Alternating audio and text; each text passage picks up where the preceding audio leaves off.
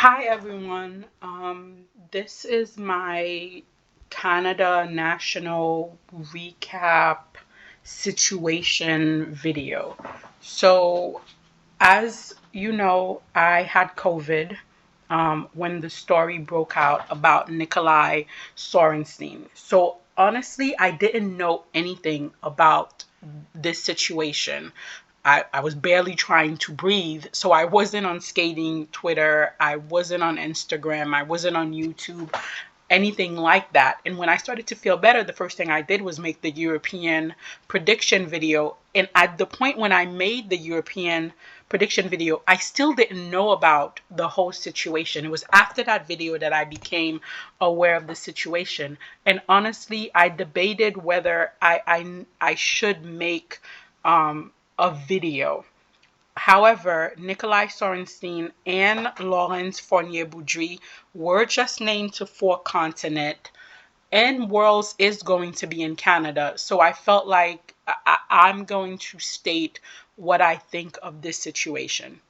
I will start by being completely honest. I did not read the Kristen Brennan article. And the reason why is because on Instagram, on Twitter, on YouTube, everyone is saying it's so descriptive and so violent. And that's just not something that I wanted to put in my spirit, in my environment at this moment. So I have not read it. What I will say is, as a human being, as a woman, I think it is of the utmost importance that we create a safe space for victims, men, women, children, to be able to tell their story, to be able to have their justice, to be able to have their closure. So when we are dealing with a victim and there is a gag order placed on them where they cannot speak for themselves, which is another form of victimization, I'm immediately like, somebody's guilty. There is no way for me to process that you would put a gag order on either party, either the victim or the individual being accused of the crime. We need to hear the stories, especially the victim story. I do not understand all of these major agencies who are so enclosed and all about saving face. And that's Skate Canada, that's US figure skating, that's US gymnastics. Whenever something like this happens, they automatically go into the secrecy mode. They automatically go into the hiding mode until the situation blows up in their faces, when in reality, they could have started the process a long time ago. Having not read the Christy Brennan article, but hearing what it entails, if I am Skate Canada and a report like this ends up on my desk, I want this immediately investigated. I want to know as much detail as possible so that justice can be done, so that due process can be done, so that we can have resolutions. But instead of that, they put a gag order on everyone involved, and they waited for months until eventually everything blew up in their faces. And that frustrates me so much because we are fighting so hard to have safe space, safety in sport, and this is what they decided to do. Adding on to that was the silence. Again, Skate Canada didn't even have to come out and say anything major. All they had to do was listen, we support victims' right. We support a safe space for athletes. The case is under investigation. We are open. This is full disclosure. We are looking at all of the evidence. And as soon as we have a result, we will let everyone know because this is an open case. That's all they had to say. They didn't have to take a stand one way or the other. They just had to make a statement that simple. And their silence spoke volume of the kind of agency Skate Canada is, of what it is they stand for.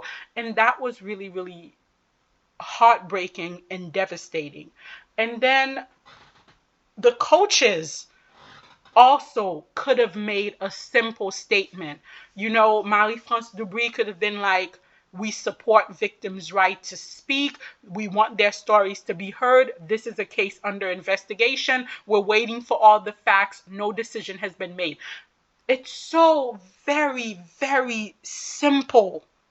Yet these governing bodies make it so complicated with their secrecy, with their backdoor dealing, with their collective sheepish, I would almost call it egotism. It's almost like they believe if we do nothing, we can get away with something. You can't, because there is no such thing as a secret that lasts forever.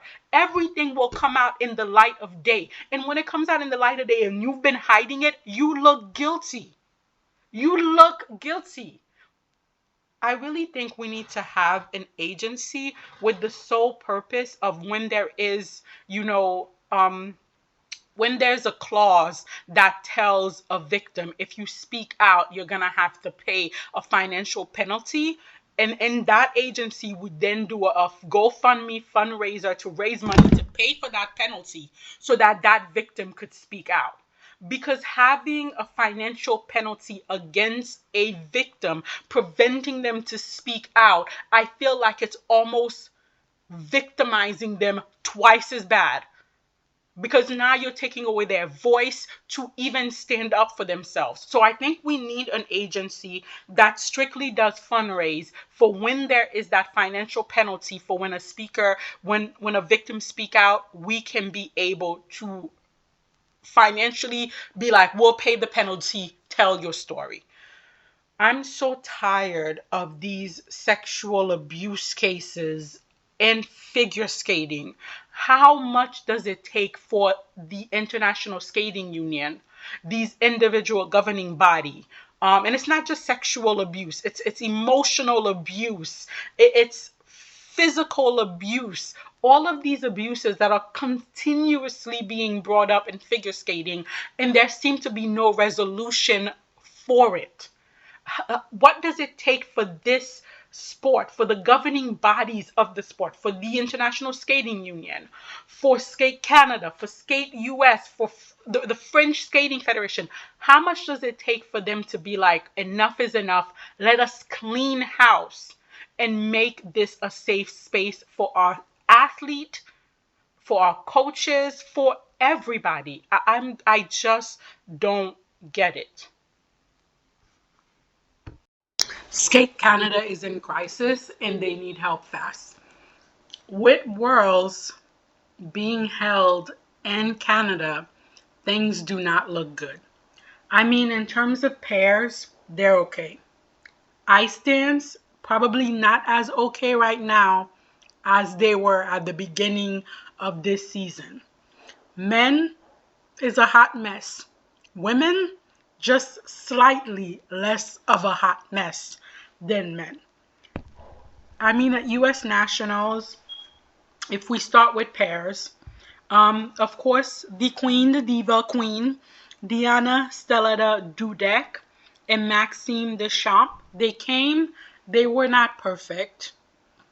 But I feel like for Diana and Maxine, it's better for them to peak at the right time than for them to try to remain at a constant high. Because if they could peak at Worlds, like if they go to 4 continent, they do good. But then they hold back and they peak at Worlds, and it is an at-home Worlds, it would just go next level. And I feel like they're pacing themselves for that to peak at Worlds. And I so desperately want Diana and Max to be world champion because, like I said, this would be such an incredible story for figure skating, a story that we desperately need. So they won their title here. They defended their title here. They were not 100%, but they did enough to win. And then their biggest competitor, Leah Pereira and Trent Michaud, they were very good in the short. This team has only been together for a year and they're growing fast. No, they're not at 100%. Their connection still needs work. The musicality still needs work. But their consistency is quite amazing. They are going up the ranking at such an astounding pace.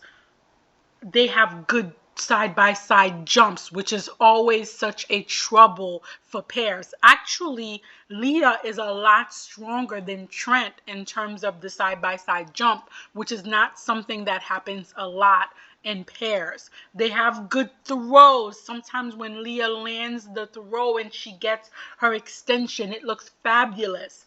They have good spins. Nothing is like, wow, amazing with this pair, but everything is good enough that you see the potential. So they were a well-deserved silver medal here. And then in the bronze position was Kellyanne Lauren and Lucas Ethier. Well, this team really surprised me. They looked so strong and so clean in the short, and then they came back in the free, and they had a clean free program. And that is not easy to do at home, at a national. They did it. Again, this is another team. They don't have any wow factor. Their twist is not wow. Their throws is not wow. Spin, nothing is wow, but they're a clear and steady pair, and they're growing little by little every year. I'm curious to see where they are by the time we get to Milan and beyond that. So I'm curious. Not invested, but I'm curious. So all in all, pairs in Canada is doing okay. They're not that bad. They're better than the US, I will say. They're doing okay. But then we get to men, and this was a hot mess. This was an open field where anyone could have just walked in and took it, and no one walked in. No one walked in. Everybody was like, nope, it's a hot potato. You have it. No, you have it. No, you have it. No one wanted this title. It started off with like Steven Gugalev. Another difficult outing for Steven. I'm glad he decided to withdraw because sometimes you just need to take a break, and I think Steven just needs to take a break on skating. He seems like a well-rounded person. He has like other interests outside of skating. I think he should focus on some of those other interests for a while, and only when skating speaks to him should he come back, because it's obviously not the capability, because you could tell he can do it. The jumps are there. And what really was sad about this performance was, even though the jumps were failing him, this was the most artistic I had ever seen Steven. He was into the music of the short program. He was trying to emote. He was trying to give us something. So you could tell the work and the effort is being put in there, but there's something mentally that's just not clicking. And sometimes the only thing you could do is walk away for a while you wait for whatever the problem is to fix itself. Then we have Roman Sadowski. Oh my God, Roman. It's always the same story with Roman. All of the potential, all of the potential, all of the potential, yet he never quite brings it all together. This was another outing where Roman could have easily won this title if only he could have put a clean short and a clean free program together. But in this instant, we do know that Roman is coming back from injury. We do know that this is a building season for him. But is he going to be there next season is always the question. With Roman, it's always a but, because when Roman is good, he's fabulous. But we don't even need one hand to count the number of times where Roman has been good. So we can only continue to hope. Then, of course, we have Konrad Orzer, another skater who could have came in here and just walked away with the title. And I think for Konrad, that's exactly what it was. He sensed that he could walk away with the title. And then in the short program, the combination just got away from him. It was just a simple thing as him not being 100% in the moment, or just letting the tension of the possibility of winning get to him. Because this could have been an easy win for him, because he came back. He came back and he fought in that long program, and he was second overall. He was second overall in that long program. But because he had been buried in the short program in 10th place, all he could manage was a 4th place finish, was a pewter. All the potential is there for Conrad, but he just has to deliver. And then for me, the moment after Deanna and Maxine, the moment of Canadian Nationals 2024 was, of course, Anthony Paredes. This is everything skater. Anthony was on that ice giving you the kitchen sink, the cooking pot, the stove. He was giving you everything. This is a skater that skates with his heart on his sleeve. The short program was lovely, but then the free program, his bootstrap or the laces, something snapped. In the middle of a beautiful program, he stopped, got it fixed, came back and gave us more. I want more Anthony Paredes. Am I saying his last name right? Paredes? Paredes? Guys, please feel free to correct me on how to pronounce his last name, because Anthony deserves me to get his last name right, because Anthony was doing figure skating right for us. Does he have the technical difficulties of some of the other skaters? No. Do I care? Absolutely not. I would have watched Anthony over the other 20-something skaters on this roster anytime. He was my moment. He was my everything at Canadian Nationals. And I'm so glad he medaled here. I hope they give him like 2 Grand Prix and just let him be out there. Release Anthony onto the skating world. We deserve it. We need it. I need it. He was fabulous. The silver medal here was Aleska Raski. A very nice skater. Very nice skater. Nice skating skills, good jumps, good spins. Nothing like amazing or wow, but nothing horrible. Just a really good all-around decent skater. I don't think he's competitive internationally. I doubt that he would. I'm not even sure he could get out of the short program to make it to the long program at Worlds. We would have to wait and see. But I think that's going to be a difficult fight for him. Getting out of the short program at Worlds to make it to the free might be a difficult fight for him. But we'll watch and see. And then the winner here, who was awarded this title because he didn't win it, was Wesley Chu. Again, beautiful skater, wonderful spin. When his jumps are on, they're exquisite, but they're hardly ever on.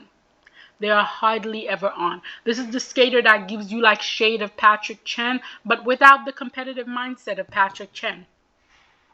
The short program, beautiful. He managed to get all his jumps done. Then we came to the free program. Again, I think the pressure of skating on home ice, I think the pressure of having it right there within reach probably got to him and he just couldn't get it done. And then we get to the ice dance. So we all know about the drama that's going on with the ice dance, which is why Nikolai Sorensen and Lawrence Fournier-Boudry were not there. But the figure skating gods do not want me to be happy.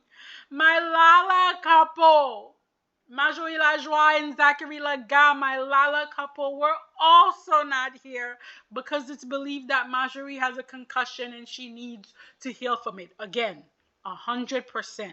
Yes, if you need to heal from a concussion, heal from that concussion. Do not come back until you are at 100%. We dearly missed you, but your health is so much more important.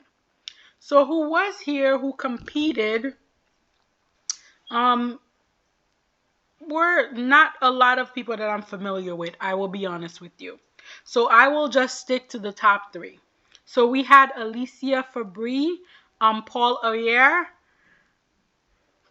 Good pair. Good solid pair. I'm not familiar with this pair, but it was nice to see them come out here and skate. They have some beautiful lifts. They have some nice connection with each other. Rhythm dance, not really that great, but the free dance is absolutely lovely. Absolutely lovely. And they came in here and they won the bronze medal. Good for them.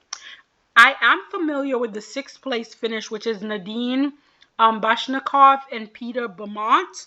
They are a young junior pair who are making their way up to senior. They did very well in the rhythm dance. Unfortunately, a lot of difficulties in the free dance. And again, I feel like that's a mental situation. I do feel like it just got away from them. You know, they were so close. They were in fourth after the rhythm dance. The possibility of the pewter was right there in front of them. And I think it just got away from them. It just got away from them. And then there was another pair, Lillian Henson and Nathan Lickers. What a beautiful free program. Just effortlessly elegant and beautiful line and beautiful musicality. They spoke to each other. And they were the surprise pewter winner here. And I'm at all not familiar with this team, but oh my God, they're lovely. A team that I am familiar with, and I couldn't be happier to see them finally on the national podium. You guys know how much I adore Marie Jude Laurent and Romain Lagarde. This is one of my favorite teams. They're so quirky, they're so inventive, they're so unique. And the judges always do caca on them. And to see them finally get their flowers, to win a silver medal at a national is wonderful. Absolutely wonderful. I love that Corpse Bride free dance is one of my favorite free dances this season. It's so quirky, it's so them, it's so interesting, it's so intricate. And I also love their rhythm dance. It's just so uniquely suited to them. They are fabulous skaters, and I hope that Skate Canada pushes them more and the international judges embrace them more, because we need some uniqueness in skating. It's beginning to become too much, too one tone, monotonous. And then the winners here were, of course, Piper Gillis and Paul Poirier. I adore their rhythm dance. All season long, I've been saying how much I love their rhythm dance. And they brought it here in this rhythm dance, and they were fabulous in it. Not as big of a fan of their free dance. And it's funny because I love the music. I just don't know what about the program I don't love, because I absolutely love their music. But I'm just not as big of a fan of their free dance as I am of their rhythm dance. But of course, this was an easy win for them. Without a doubt, they won that title.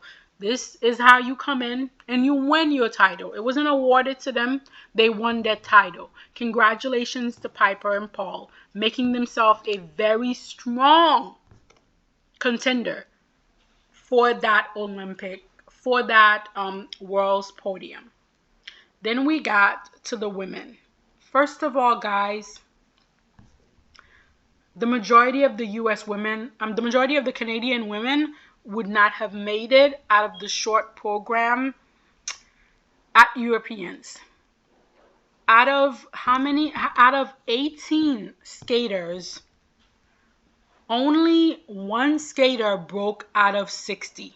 And that was a 63-63 in the short program for Madeline Scuzar. Other than Madeline and Kaya and maybe Ulina, I don't think the others, and Sarah Maud Dupree, I would say like 80% of the women at Skate Canada would not have made it to the European free program. Now, our podium was Hethy Shu, because I don't really know the other ladies, so I'm not really going to even go into it because it was a hard watch. The podium was Hethy Sue, Very nice skater. Very juniorish, very young, still in the growing process. But there's something so laid back and so cool about this skater. She just takes everything in stride, and I think you need that kind of mentality if you're going to be in any sport, especially such a judgmental sport as figure skating. And there is potential there. The jump technique is not bad. The spins are good. The musicality is good. She needs a little more ice presence. We need to work on the presentation and packaging. But there is potential there. And then in second place was Madeline Shrizar. Unfortunately, Maddie could not defend her national title. And I kind of said this when I made my prediction that I did not think Madeline would be able to retain her title, simply because all season Madeline has struggled. She has struggled all season, and to be able to get it together intellectually, spiritually, under so much pressure, such as the pressure of nationals, I just didn't know if she would be able to do it. Still, she's got a silver medal here. She did get 63-63 in the short program, which means she would have made it to the free dance at Europeans. We'll have to wait and see how it goes at Four Continent, and then to see how it goes at Worlds, because Worlds in Canada is going to be a whole other level of pressure for Madeline. Can she really handle that pressure? I hope so. I really hope so, because Madeline is a great skater. She's got great ice presence. When she's on, she's fabulous. And I hope she's on at Worlds in Canada. And then your new crowned Canadian lady is Kaya Rutter. Again, a very juniorish skater. The skating skills is very juniorish. The jumping technique is very juniorish. The packaging, the spin. But there is something very likable about Kaya. There's a joy that she has when she's skating, and a joy that she has in the skating, in the kissing cry area, that's very contagious. You want to root for Kaya. You want her to do well, and that is important in skating. Is for the audience to be behind you, pushing you forward. She has the technical capability to compete. She just needs to deal with those under rotation. I hope Skate Canada is better than US skating and gets Kaya a jump specialist. Let's work on those other rotation. Let's get her some height.